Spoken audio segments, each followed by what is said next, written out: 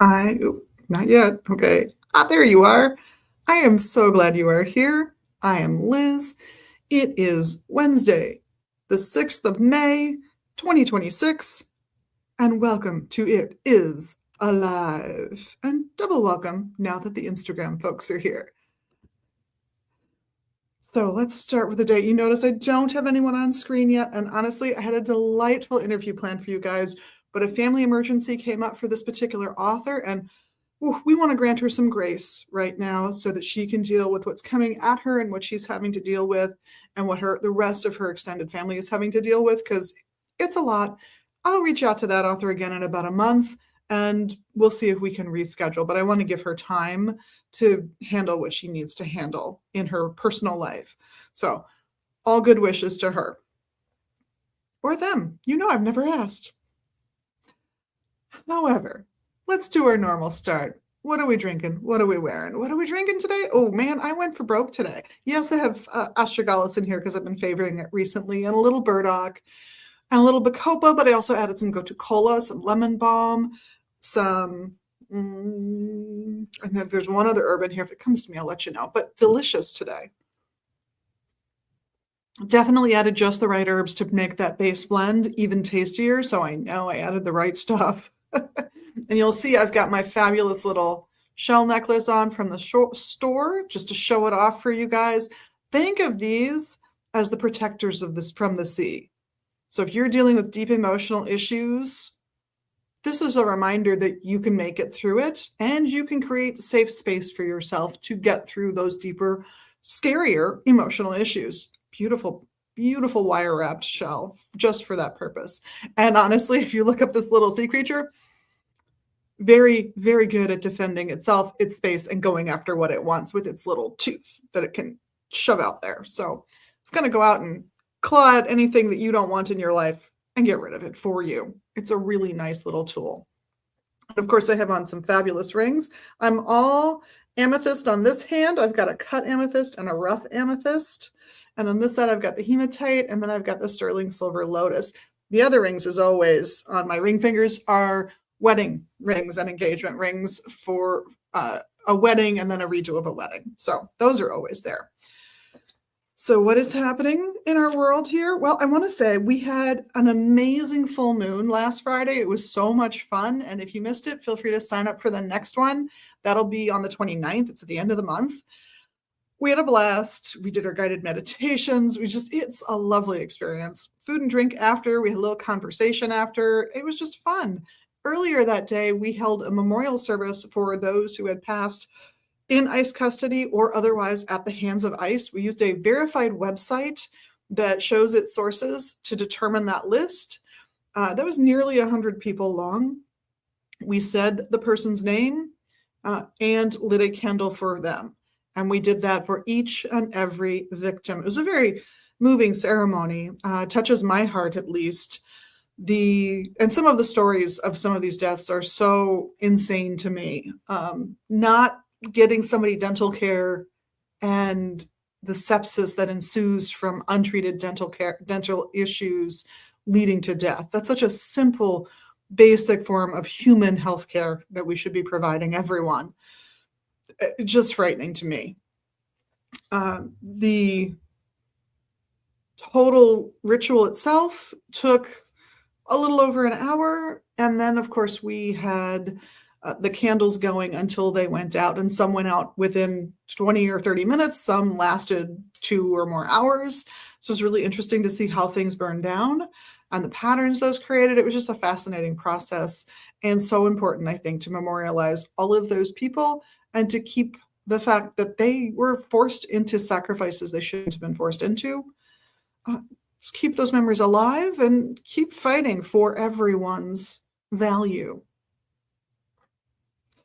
Anyway, that's what we did last Friday. It was very good.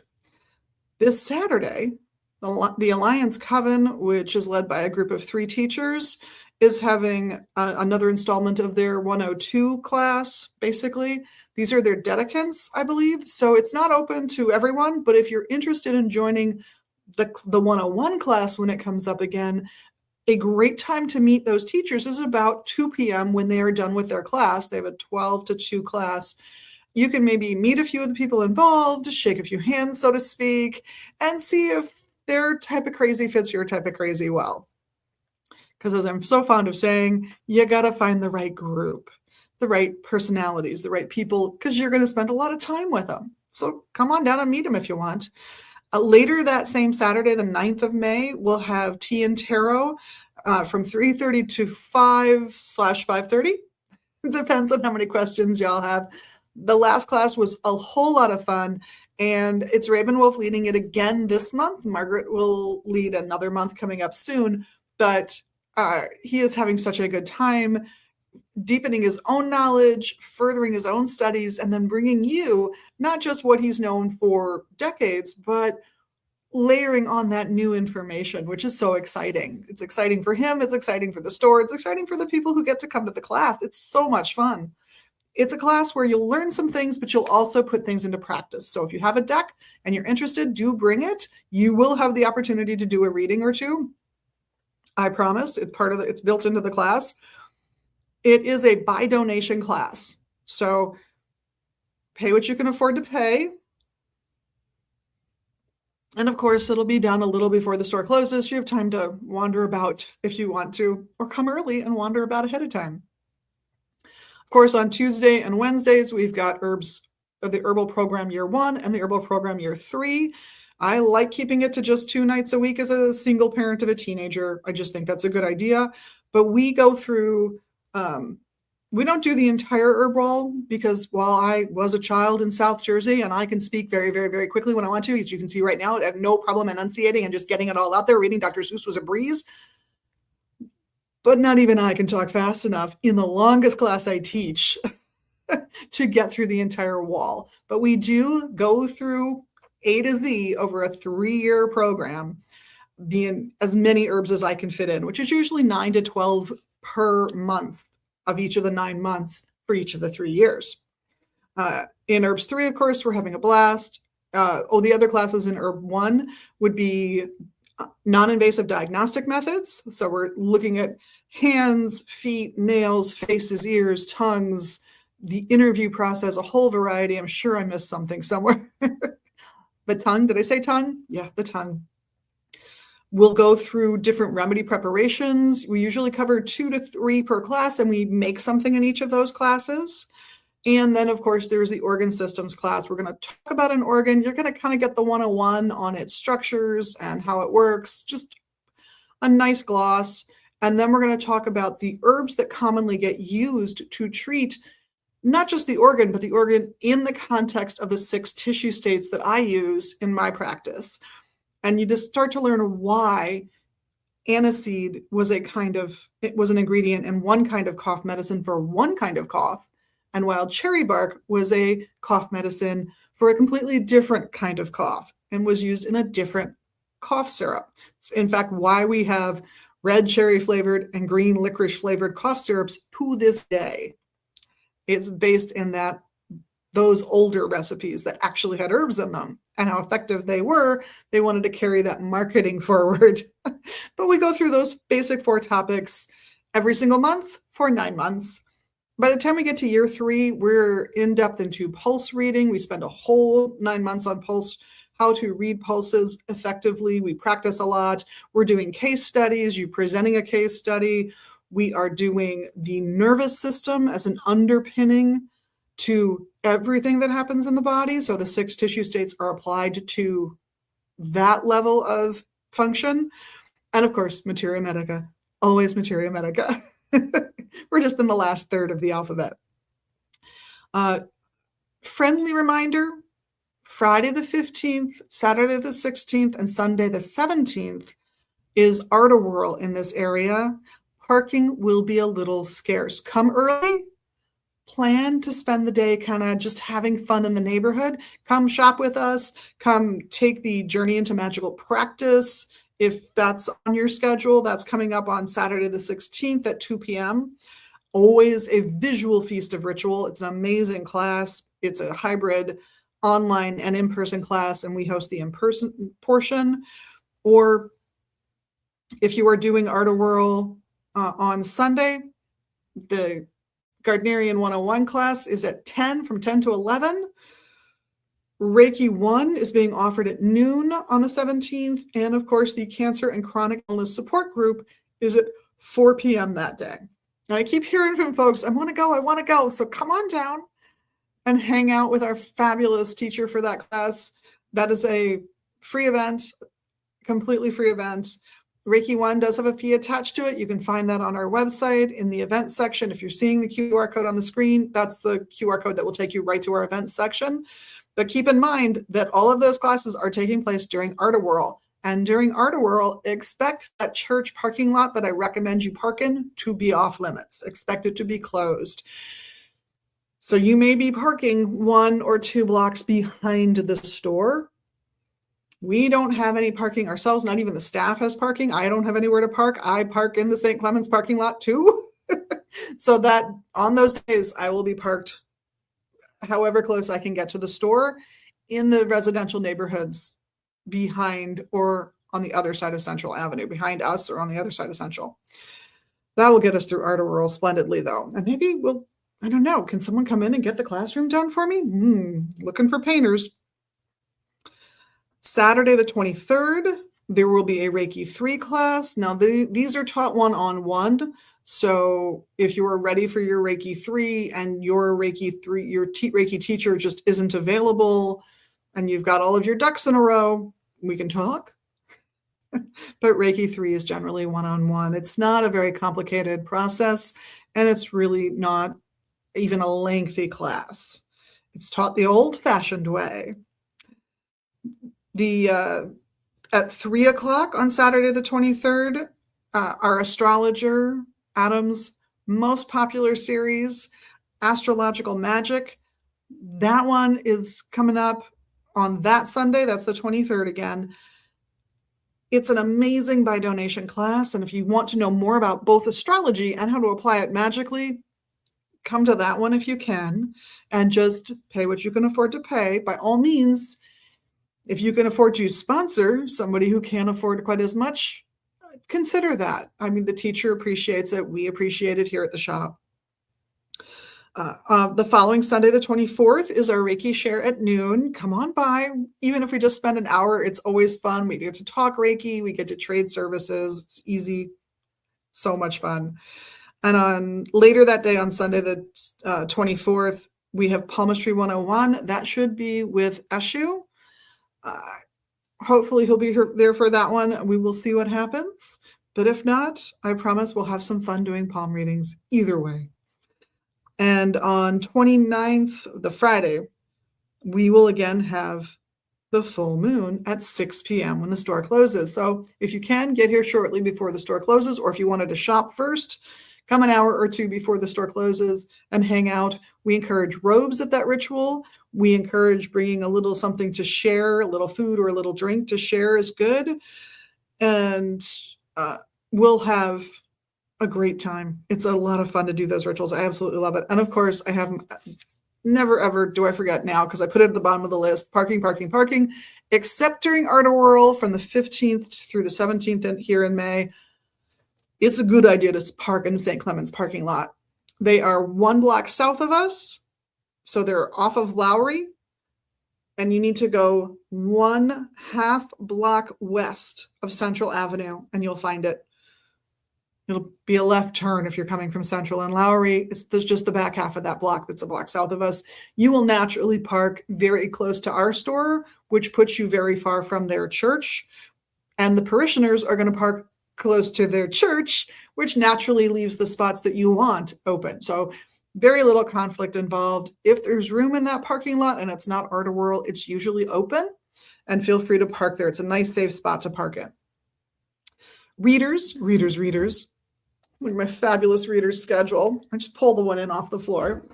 So today, Wednesday, we've got Eshu all day. He will be fantastic. Tomorrow, he's here for the first half from noon to 3, and he is then followed by Ravenwolf from 3 to 6. Ravenwolf comes back at 1 o'clock on Friday, and he'll read until 4, and Daryl will read from 4 to 6. Daryl does Oracle, He has done his own Oracle deck. It is 6-sided cards. It is amazing. He will give you a free tour of the deck, but the readings are really, really astounding. All of these readers are amazing. They've all passed auditions to be here. They're all very, very good. Ravenwolf does tarot, and Eshu does tarot and palmistry, which means, yeah, he had to audition twice.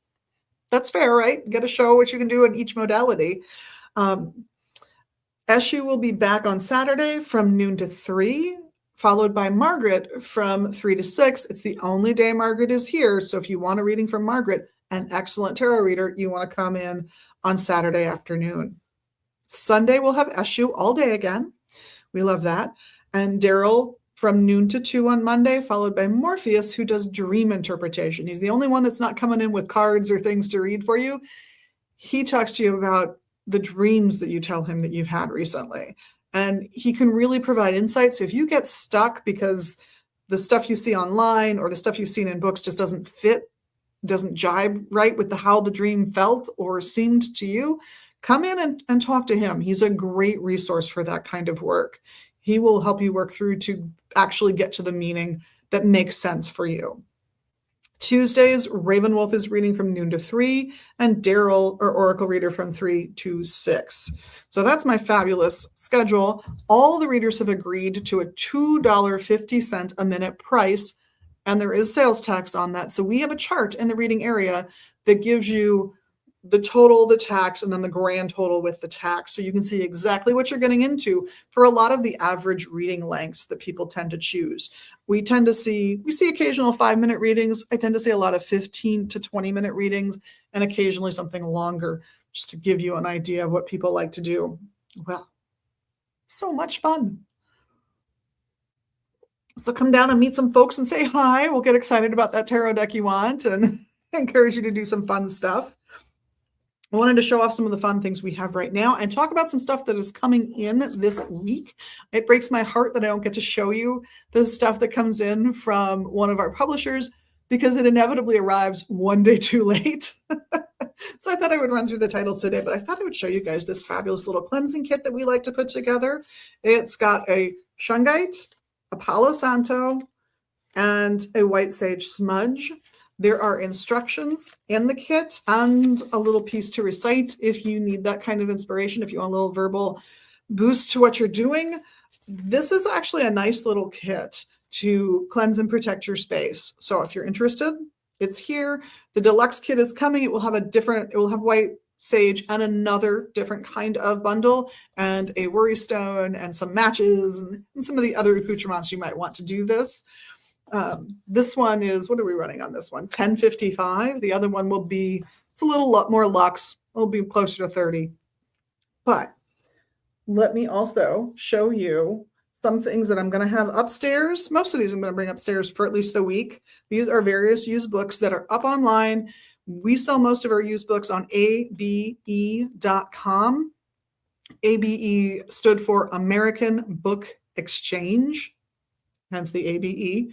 So if you want to find abe.com or abebooks.com, they'll both take you to massive numbers of used booksellers. And these are a few features that I'm going to have up here for a bit.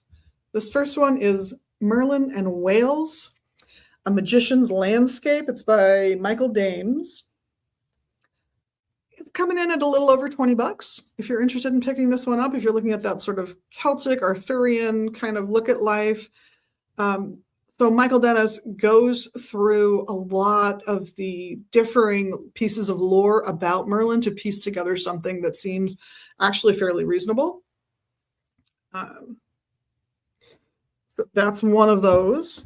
One that might not actually live up here, might live downstairs. You might have to request if you're interested. The Talisman Magic Workbook by the Payjons. This is a legendary book, much wanted in the world. So the price tag is over $600 for this little puppy. Worth it if it's what you're into. Honestly, it's a great collector's piece, but it's probably going back downstairs. I won't lie. This one, I think this one was $22.22, probably because it amused me. It's probably worth $22 to $23. Encyclopedia of Astrology. This one is by Nicholas DeVore. You gotta love just the old-fashioned book cover, just the feel of the book. printed when it was printed, which was probably in the 60s or early 70s. Fantastic book. Plus, it's a good encyclopedia of astrology if you're looking. And then, of course, I have, and I'm counting it as a book because there is a book in it, The Cup of Destiny. Do you remember these? Is this part of your past? Cup of Destiny has a tea leaf interpretation book, a cup, and a saucer. So these are fantastic little sets. That's out here. You know, how much are we offering that one for? It's only $38. It's really not bad. So that one will probably live upstairs for a week or so. So you guys can come and check them out if you want in our used book, our fancy used bookcase. And then I have for you guys the stuff that's coming in probably tomorrow that are all new releases. And I did look, and it looks like every one of these new releases is actually coming. There were a couple that weren't available yet, so I left them off our order. So we have ancestral roots. So if you want to claim your ancestral heritage, figure out how to work with your ancestors, even if you don't have the knowledge that really you should have because your ancestors came over, I'll be honest, as slaves, and their family history was cut and deliberately not recorded, their names, their original names deliberately not kept. Ancestral roots will help with that, as well as with anyone else who's looking to reconnect with roots they may not have a good understanding of. Maybe you want to know more about your genetic ancestors, but you yourself were adopted or have a parent who was adopted. These kinds of books can be really helpful in figuring out methods of feeling that connection that can be so important and foundational and so supportive. Give us a sense of identity, a core to move out from that can help us face the harsh realities of life. So, recommended book. The Big Book of Planetary Aspects.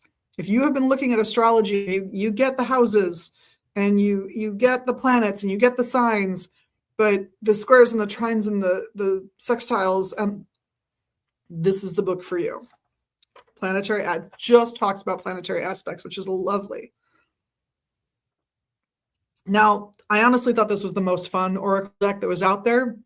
Again, there were two decks we couldn't get because they just weren't available yet, even though they are on the new release list. But the Haunted Cottage Oracle came out. And the pictures are very cool because they have just that sense of mystery to them, because the face might not be visible. You know, there might be a hat, there might be a veil. Things are not quite what they seem, or maybe they are. It's a haunted oracle. You're going to have to check it out. The Holy Year of Thelema is another one that's coming out and will be in the store this week, probably Thursday, maybe Friday. The Holy Year of Thelema takes you through a practical timetable for studying Thelema over the course of a year, getting your introductory work done, basically. And if you don't have a group near you, this might be a good option for you. If you're wondering what Thelema is, it's very closely tied to Aleister Crowley's practices and Aleister Crowley himself. So if you're interested in that side of the occult, this might be a really good introductory book for you. Now, obviously, they're all new releases. They're going to hit our shelves this week. I haven't had time to see any of them yet, really, but I'm looking forward to them.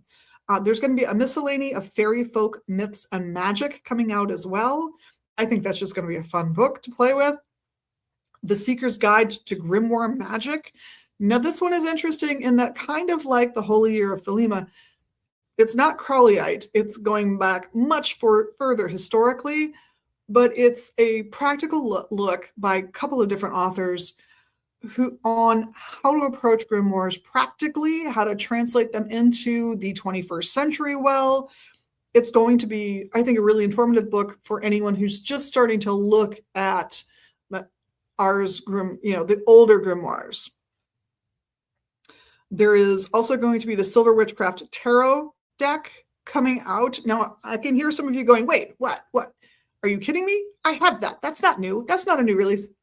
It is, because they fancied it up for its, I think, 25th anniversary. So there's going to be a nice version of this deck basically available. It should be fun. Also, the Symbolic Tarot is coming out, and that's going to be interesting. It's going to be a little bit like the Disassembled Tarot. It'll be interesting to see the cards up close, to take a look at them. And there will be a historic deck, Tarocchi Fini Montecchi. Montecchi? Somebody let me know in the comments. and a book on tarot just in case you need help with your tarot and you can't make it to tea and tarot, which I'm so sad for you if you can't make it to tea and tarot because it's so much fun. Your tarot guide is coming out. So those are all the new releases we've got coming out. There were 2 oracle decks from this particular publisher we didn't put on the list when I ordered this week, simply because they were not quite available yet. So I will go back and check and we'll look. And you guys look too. Take a look. These are all coming from Llewellyn Publishing. Take a look. Tell me which one you like best. There's an Arthurian one, and I think the other one might have been a fairy one. Something along those lines.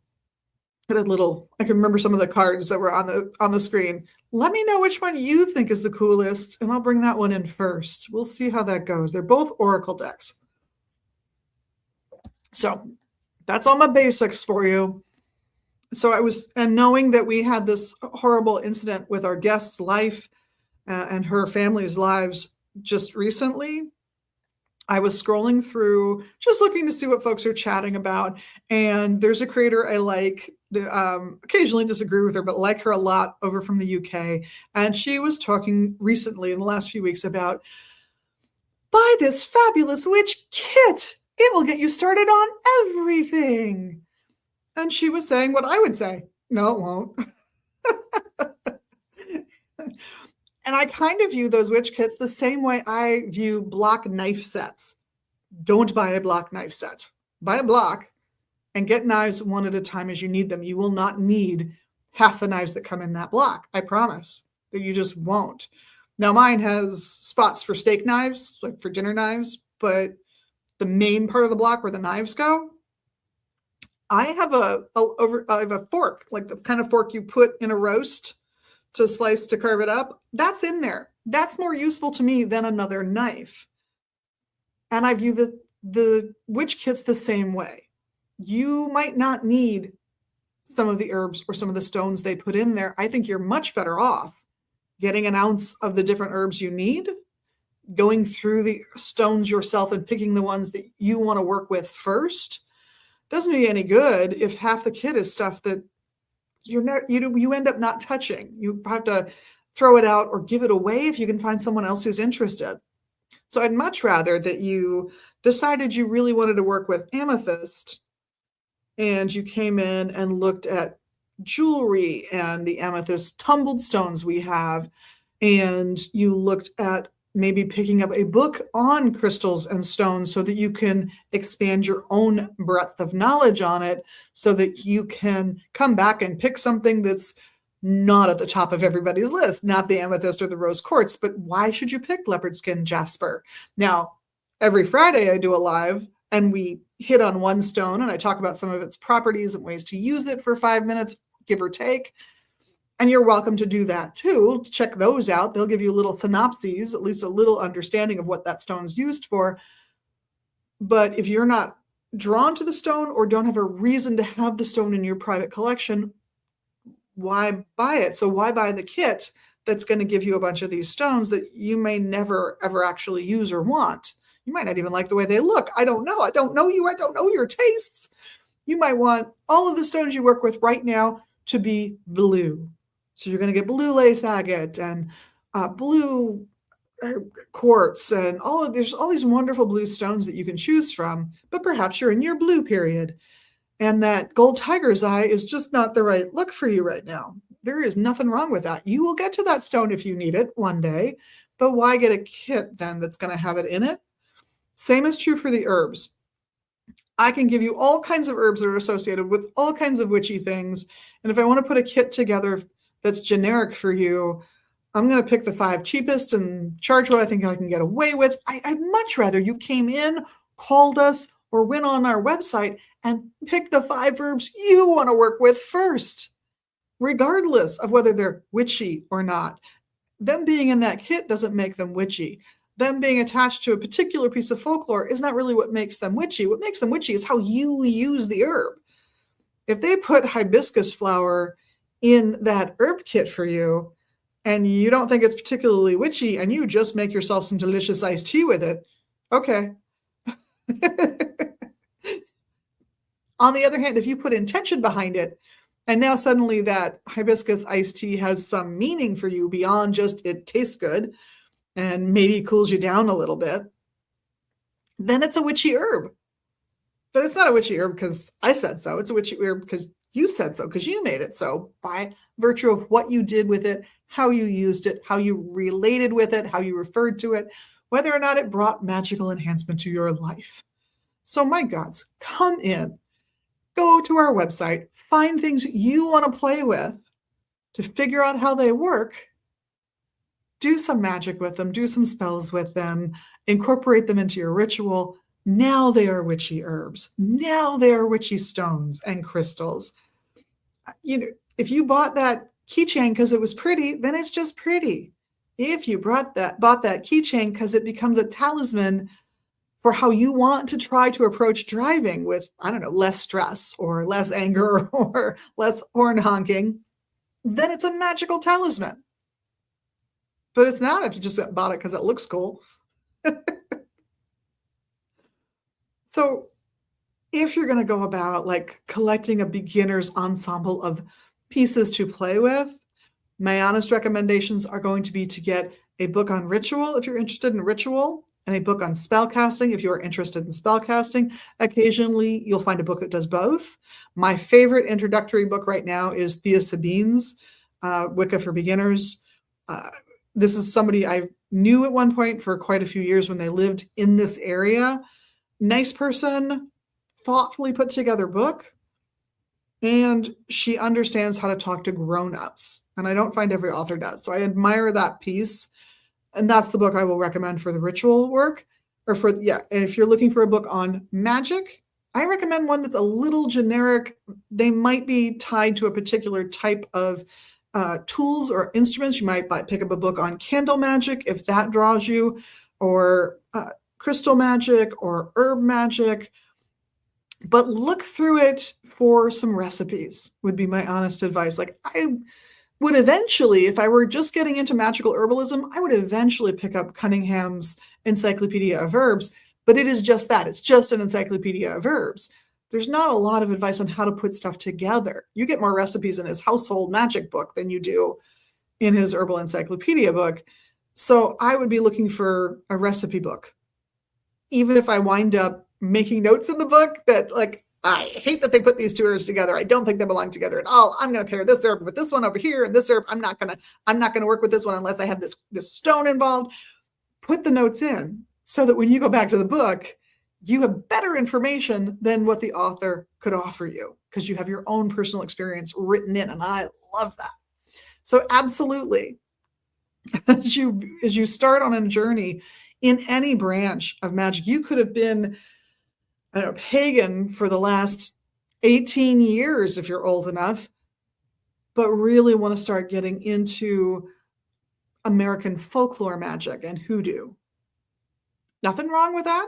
Got a whole section of books on it. Come down, but look for those baseline books that help you play first. Play with the ritual, play with the magic, so that you can get to know how the system thinks and operates before you decide if it's a good system or a bad system for you personally. Right, that's my baseline advice. Same is true with tools. I wouldn't buy like a set of tools because inevitably you're not going to like one. And I'm also always going to be prepared to purchase the same type of item again. Of course, it's notorious for people who get into oracle card reading or tarot card reading that they wind up amassing a collection of decks, which is fine. Part of that is that sometimes there's a deck that's great, except for that one card. And that one card is just yucky or goofy, or you can't take that card seriously, so you can't read with that deck very well. It's just not going to be as effective for you as it should be. You're going to get a different deck. Maybe you'll give that one away. Maybe you'll bring it to a gather and put it on the take something, leave something table that a lot of spaces have these days. But regardless of what you end up doing with it, you learned what you could from that deck, and it became time to go to the next deck. There's nothing wrong with that. You will slowly collect books too. I'm just going to recommend you start with ones that give you concrete ways to use the stuff you want to use. So if you're looking for an athame, a double-edged knife, come and see what we've got, or go to the website and see what we've got and choose something that suits your style. Same is true with wands. We've got everything from incredibly plain, just stripped down sanded wood, to ornately created. Some are metals, some are polymers, some are carved. There are all of these beautiful options, and you've got to pick something that resonates with you. If it doesn't resonate with you, it's not going to work well for you. Especially with tools, I think. Do you need a fancy altar cloth? You need no altar cloth.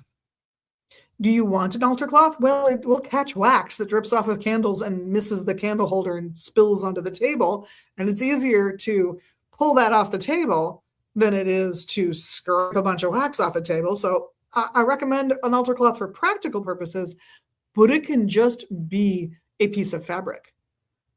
It can be, I've used velvet for years. I've just gone and bought velvet and used velvet for years, but I've also used synthetic fabric because it looked pretty. I have used all natural cotton. I have used things with green men on them. I've used things with moons on them.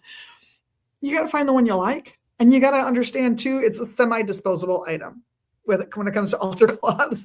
The hapame you're going to keep for a while. The wand you're going to keep for a while. The altar cloth, after a few years of regular use, might need to be replaced. It might just have so much wax in it that you weren't able to get out that it's just time to get a new one. And that's okay. Find a new one that means something for you where you are now, as opposed to where you were a few years ago when you picked that altar cloth out. So I hope this helps folks build confidence that you don't have to buy something that's put together in advance, that you can and should put your own beginner kit together for yourself, because you're not a generic human. None of us are. And a generic kit is never going to be completely right for you. I hope we get to see you here at the shop soon. And of course, everyone here at the shop, not just myself, but the rest of the staff and the readers, we really appreciate and love the magical you that you are. And we love the little magical things you can do here in social media land. You know what they are. I hope we get to see you soon at magusbooks.com or here at the shop in Minneapolis. Come check out some of those classes, the readers, and just come and have a good time. We will see you all very soon.